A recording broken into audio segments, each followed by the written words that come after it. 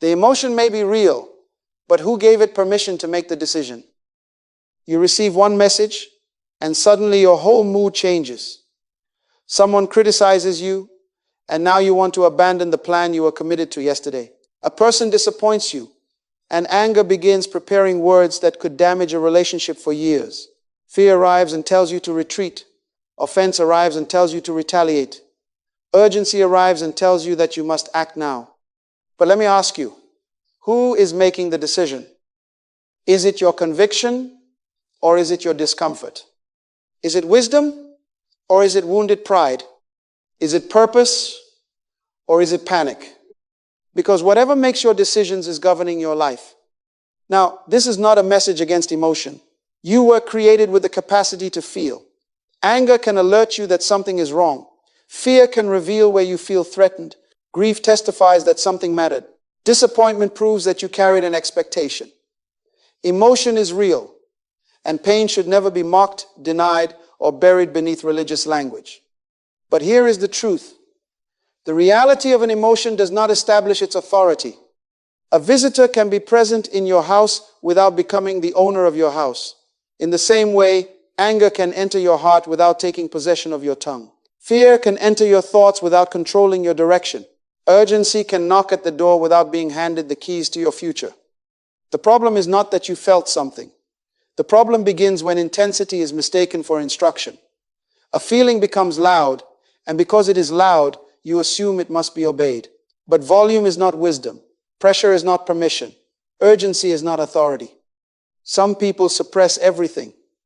They smile while resentment grows beneath the surface. Others react to everything. They speak, quit, accuse, promise, or return before wisdom has been consulted. Neither response is freedom. Suppression denies the emotion, reaction crowns it. There is a better way. You can acknowledge what you feel without surrendering what you value. You can listen to the emotion without allowing it to write the decision. You can pause, examine, pray, discern, and then respond from conviction rather than impulse. That is maturity. That is inner government. Your emotions may enter the room, but they must not occupy the seat of authority. And once you understand that, the struggle changes. The question is no longer, how do I stop feeling? The question becomes, who will govern while I am feeling? To answer that question, we must first understand what peace actually is. Most people define peace by what is absent. No argument, no pressure, no bad news, no difficult people. Everything is quiet, everyone is agreeable, and life is moving according to plan. They say, now I have peace. But that is not peace. That is favorable weather. If your peace exists only when people cooperate with you, then people control your peace. If your calm depends on receiving good news, then circumstances control your calm. If you can remain steady only when nobody challenges you, then the person who offends you becomes the governor of your inner world. That kind of peace is fragile because it must be protected from life itself. Real peace is not the absence of trouble. It is the presence of order. Peace is government, and government means that authority, responsibility, boundaries, and action are arranged around an established standard. A healthy government does not wait until a crisis arrives to decide what it believes. It already has laws.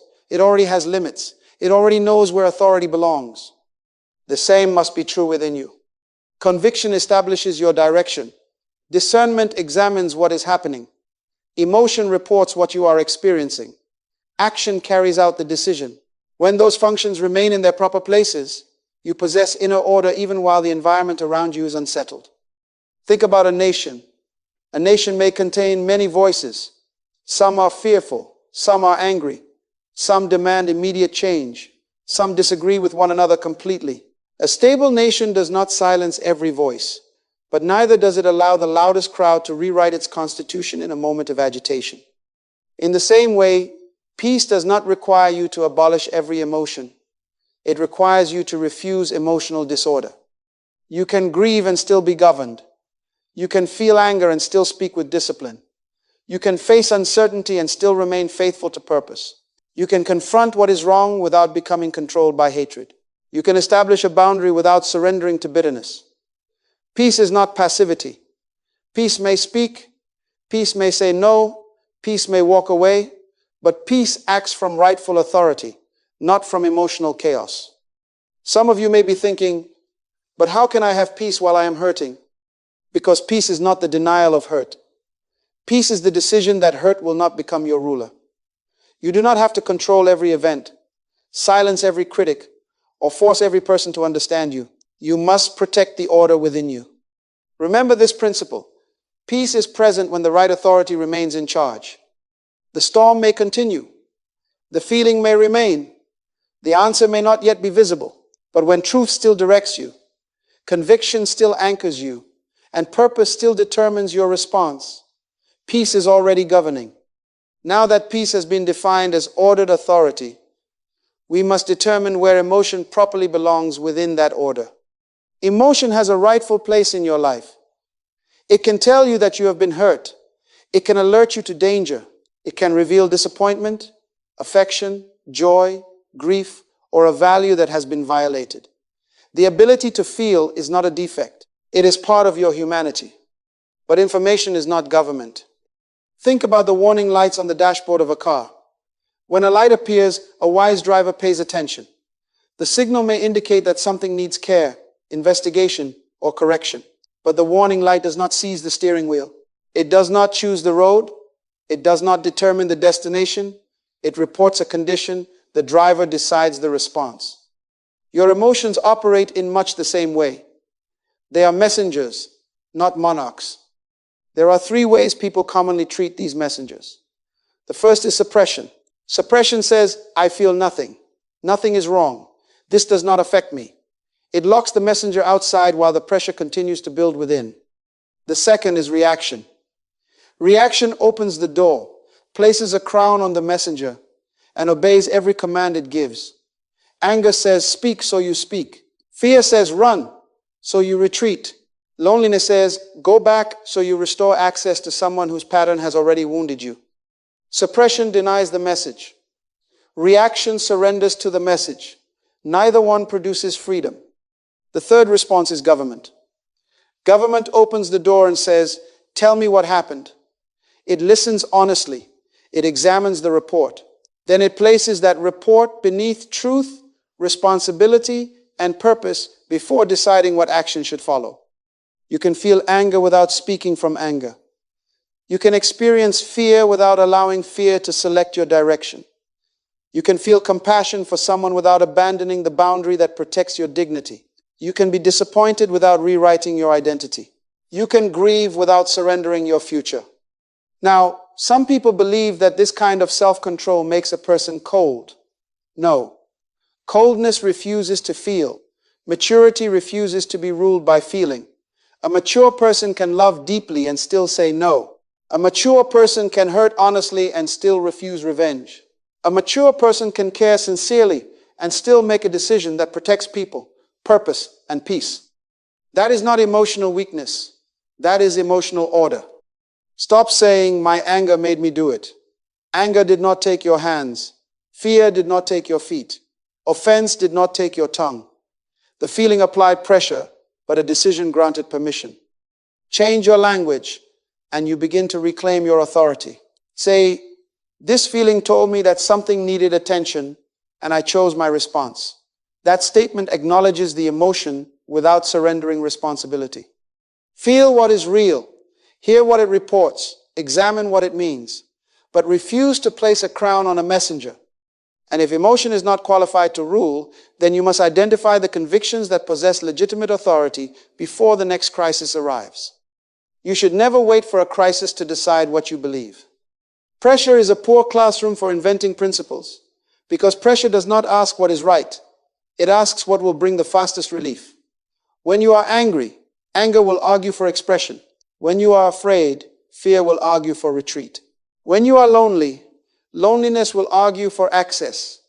The strongest feeling in the moment will always present itself as the wisest counselor. That is why you must decide before the moment arrives. Every governed life needs an inner constitution, a small body of settled convictions that temporary conditions are not authorized to amend.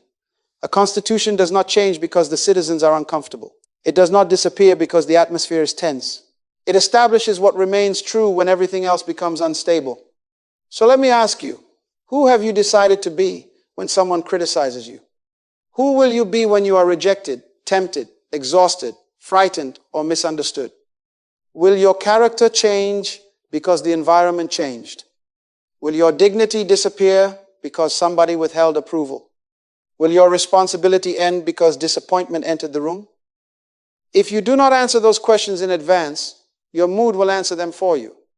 Your decisions must be connected to what matters most, not merely to what hurts now. What feels urgent may demand that you defend your pride, but what matters most may require patience. What feels satisfying now may damage the relationship you value. What offers immediate comfort may move you away from your purpose. This is why plans, boundaries, and commitments are powerful. A written plan preserves the wisdom of a clear moment when a difficult moment tries to renegotiate everything. A boundary remembers what your emotions may temporarily forget. A commitment carries yesterday's conviction through today's discomfort. Many people have surrendered their inner government without realizing it. They need someone else's approval before they can feel valuable. They allow one criticism to redefine years of growth. They let one disappointment cancel a responsibility that still matters. Their identity rises and falls according to the reactions of other people. My friend, your worth is too valuable to be placed in unstable hands. Guard your inner life because it is your control center. Your words flow from it. Your habits are directed by it. Your relationships are affected by it. Your future is shaped by the decisions authorized there. If the control center is governed by fear, fear will appear in your choices.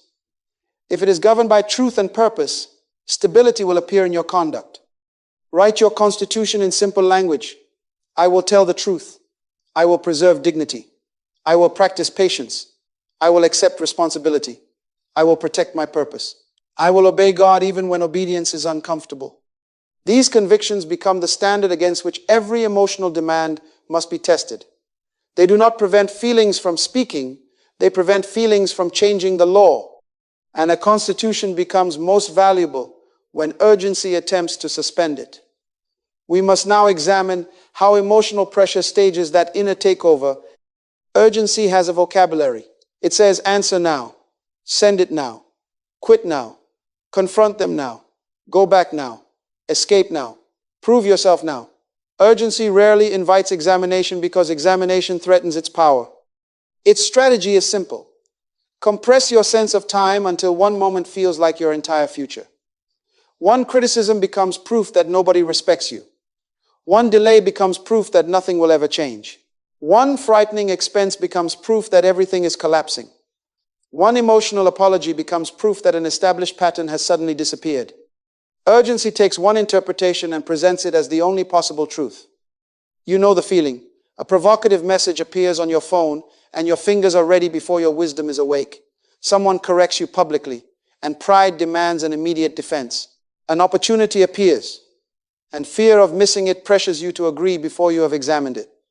Someone places guilt upon you and you feel compelled to restore access before trust has been rebuilt. In each case, urgency offers the same bargain. Act immediately and this discomfort may stop.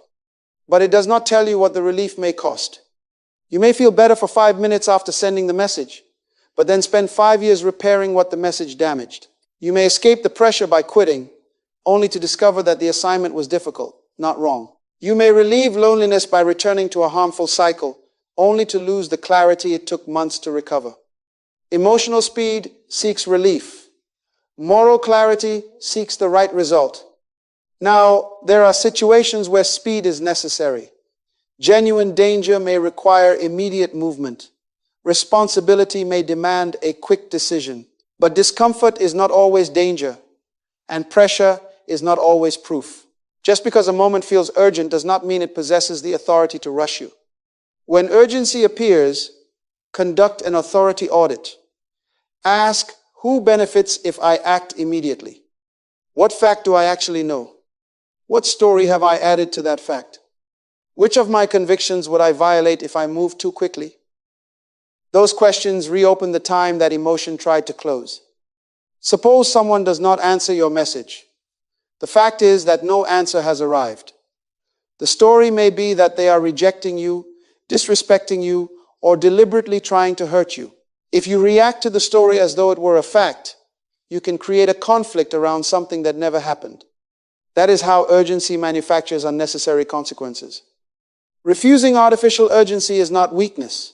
It is not cowardice. It is not indecision. It is the recovery of your jurisdiction over time.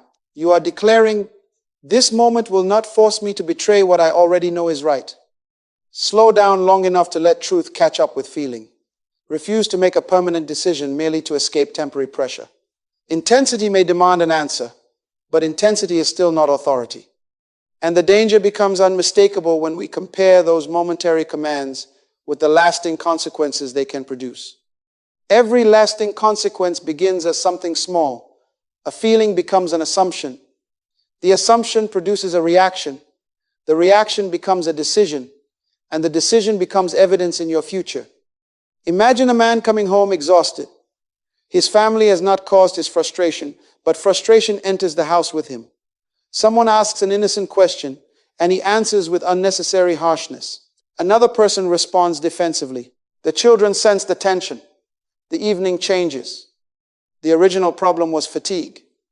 But because fatigue was permitted to govern speech, everyone was required to live with its consequences.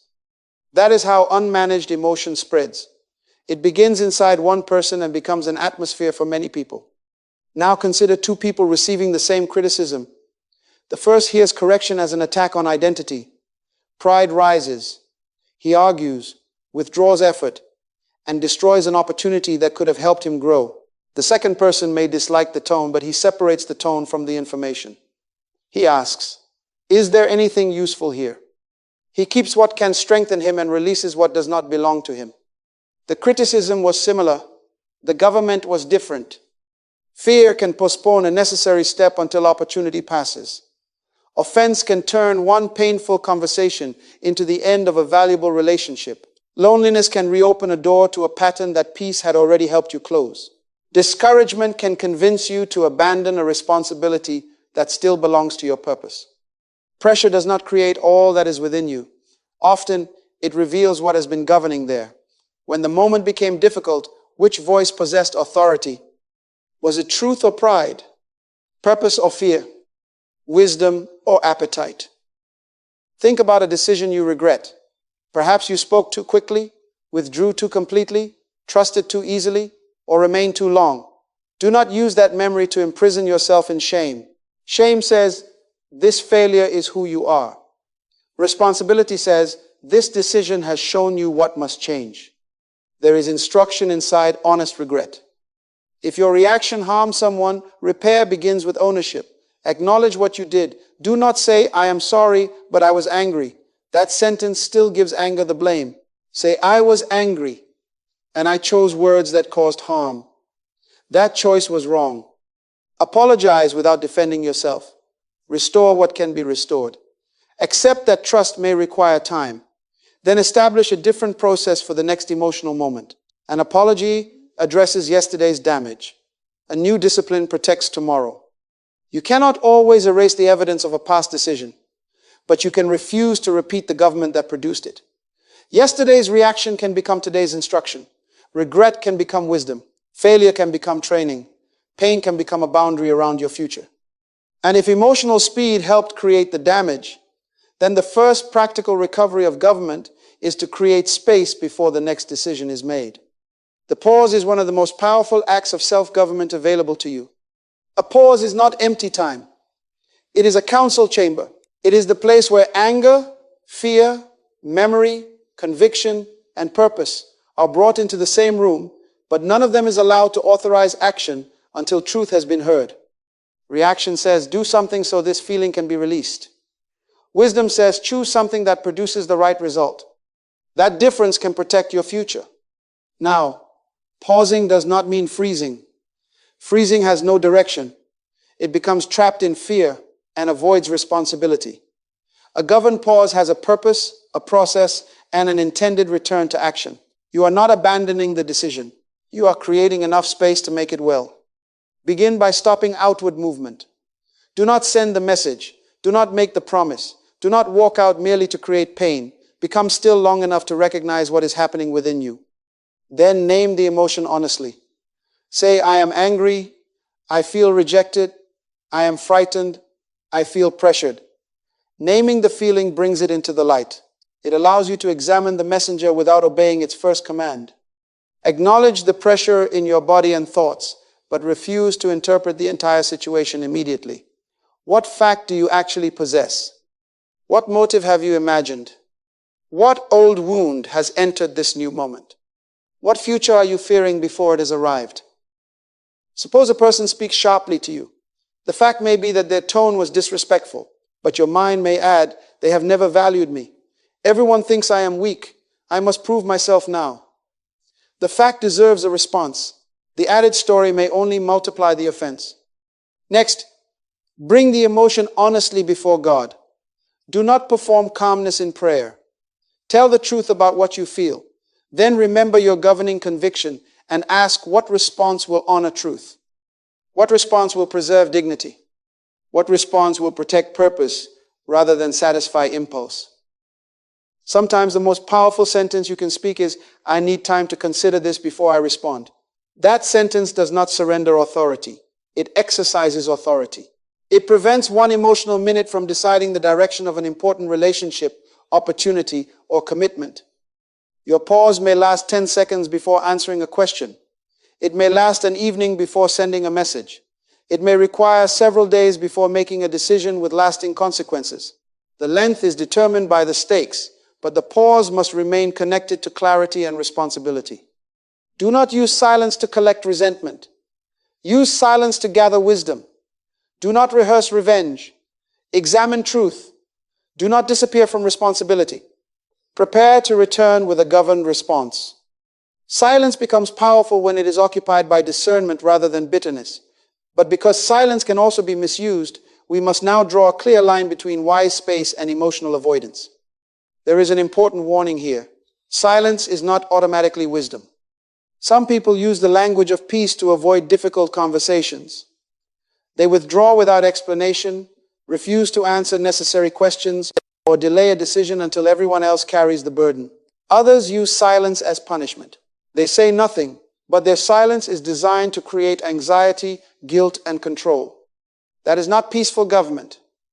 That is avoidance wearing peaceful clothing. Governed silence prepares you to return with truth. Avoidant silence hopes the responsibility will disappear. One creates clarity, the other creates confusion. One protects the conversation from impulse, the other protects the person from accountability. Peace does not forbid confrontation. Peace governs confrontation. It examines your motive, chooses the proper time, disciplines your tone, and establishes the limits of the exchange. You can be calm and still be direct. You can be gracious and still say, this cannot continue. You can refuse hostility without refusing truth. When you need space, communicate the pause clearly. Say, I am too emotionally charged to discuss this wisely right now. I need time to think and pray. I will return to this conversation tomorrow. You have stated what is happening, what you need, and when responsibility will resume. That is not disappearance. That is leadership. Boundaries operate by the same principle. A boundary is not an attempt to force another person to change. It is a clear statement of what conduct you will permit around your life and what response will follow when that standard is violated. You cannot control another person's choices, but you are responsible for the access those choices receive. Sometimes emotional distance is necessary because repeated interaction keeps provoking guilt, confusion, or impulsive reactions. Distance can give you room to see clearly what constant emotional pressure kept hiding. It may mean limiting communication, refusing circular arguments, or declining to explain the same boundary again. But be careful with labels. Not every difficult person is deliberately manipulative. Not every disagreement proves an evil motive. You do not need to diagnose someone's inner condition to respond wisely to observable conduct. Look at what repeatedly happens. Look at whether truth is respected, responsibility is accepted, and boundaries are honored. If the pattern remains harmful, distance may need to become a firm refusal. In some situations, wisdom may require departure, but do not leave to create revenge. Leave to protect dignity, responsibility, and purpose. Do not weaponize your absence. Let your decisions speak with clarity. Peaceful restraint is not passive. It remains accountable. It communicates honestly. It returns when return is wise, and it refuses when refusal is necessary. Become quiet enough to hear what truth is saying, then become courageous enough to act upon it. Once silence has created clarity, discernment must determine whether you are facing an isolated moment or a governing pattern. Emotion is impressed by moments. Discernment studies patterns. A powerful apology can move you. Affection can awaken hope. Praise can make you feel seen. Criticism can make you question yourself. Guilt can pressure you to reopen a door. A promise can make tomorrow appear different before anything has changed today. But a persuasive moment is not the same as a proven pattern.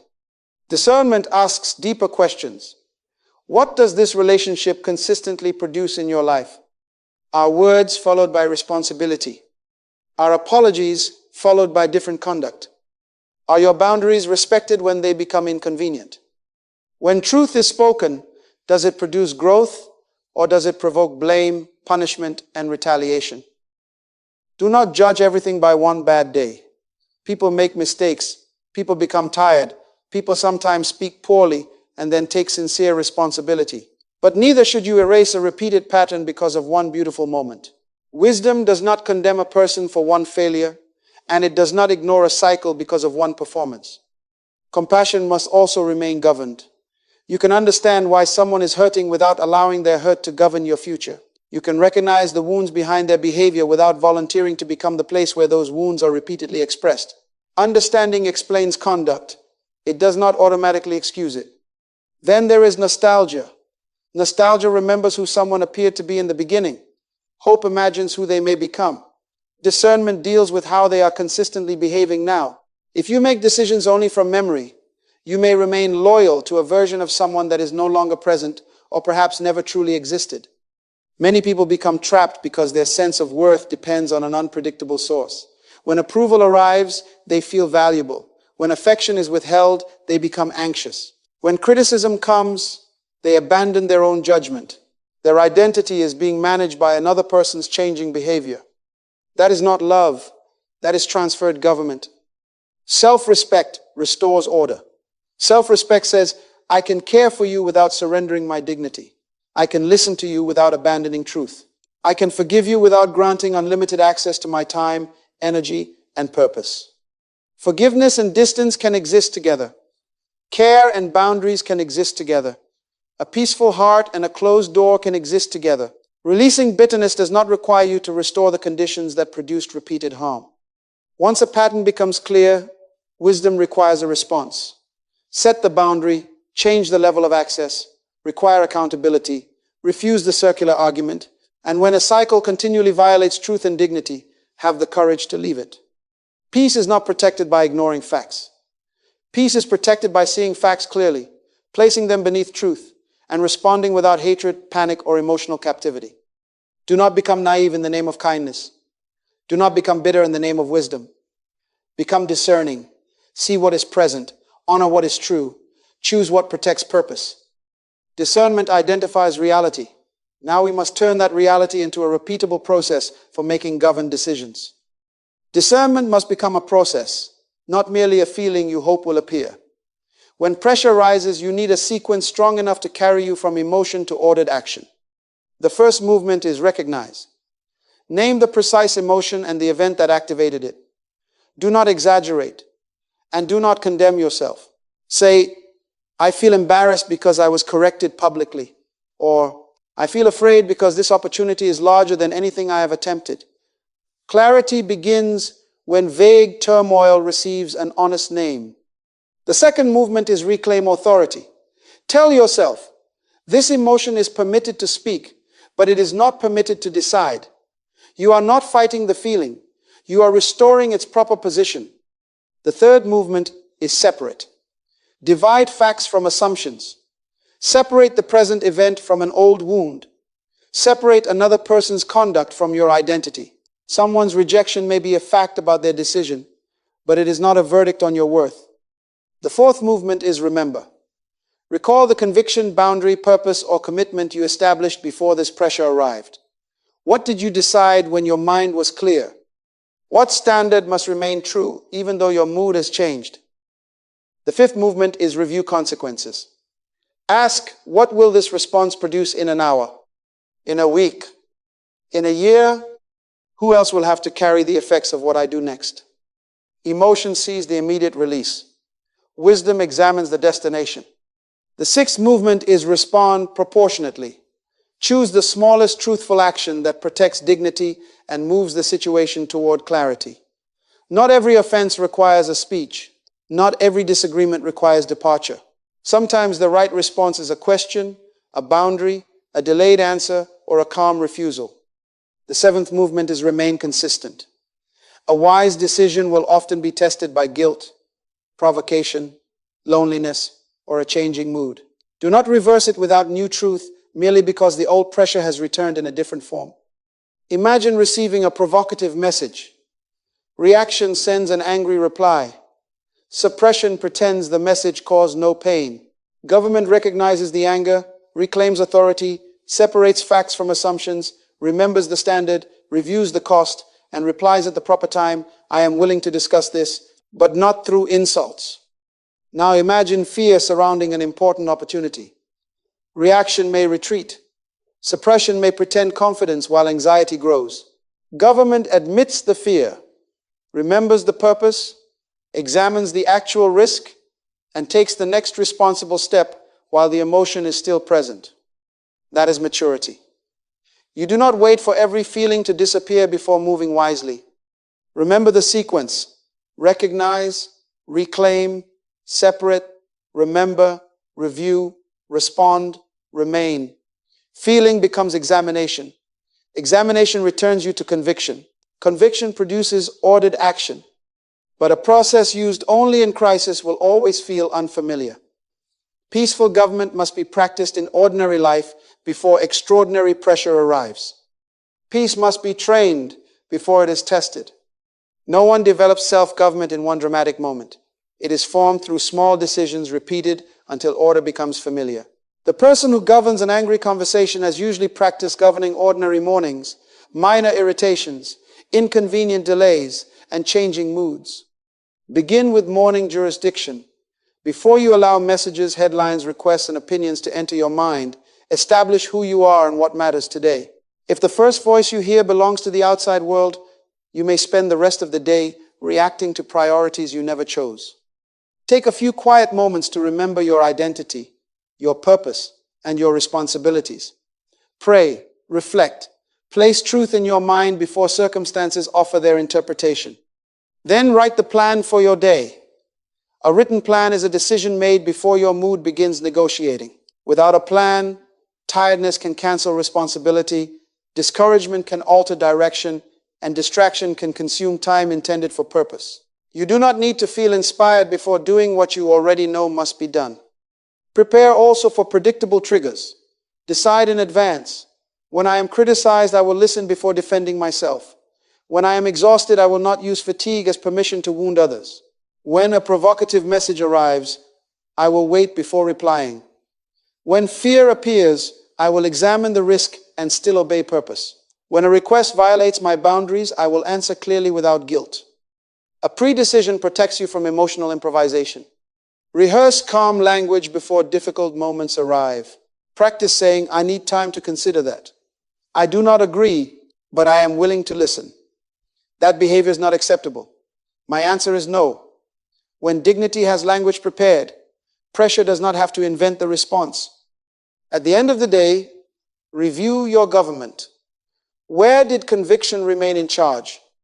Where did reaction take control? Is there an apology you need to make? Is there a boundary you failed to protect?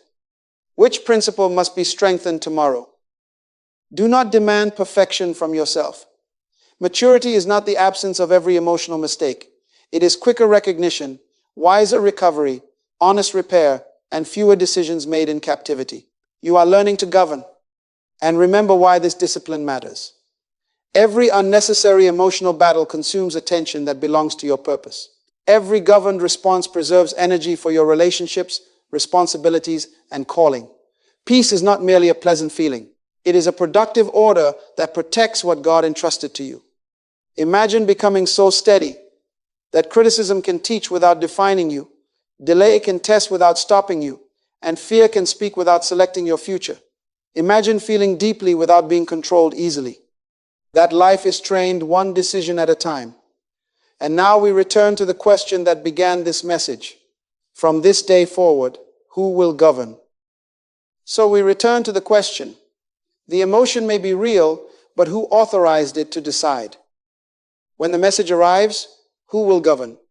When criticism wounds your pride, who will govern? When fear predicts failure, urgency demands action, guilt attacks your boundary, or disappointment invites you to quit, who will govern? You must make up your mind before the next moment makes it for you. Truth must establish the standard. Conviction must guard that standard. Discernment must interpret the moment. Emotion must provide information. And action must serve purpose.